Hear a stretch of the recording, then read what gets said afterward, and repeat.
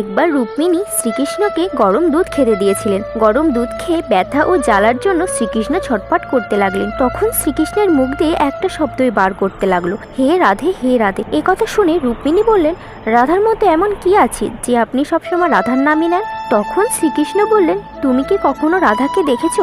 পরের দিন রুক্মিণী রাধাকে দেখতে গেলেন। রাধার ঘরের বাইরে অপরূপা এক সুন্দরীকে দেখে রাধে বলে তার চরণ স্পর্শ করতে গেলেন।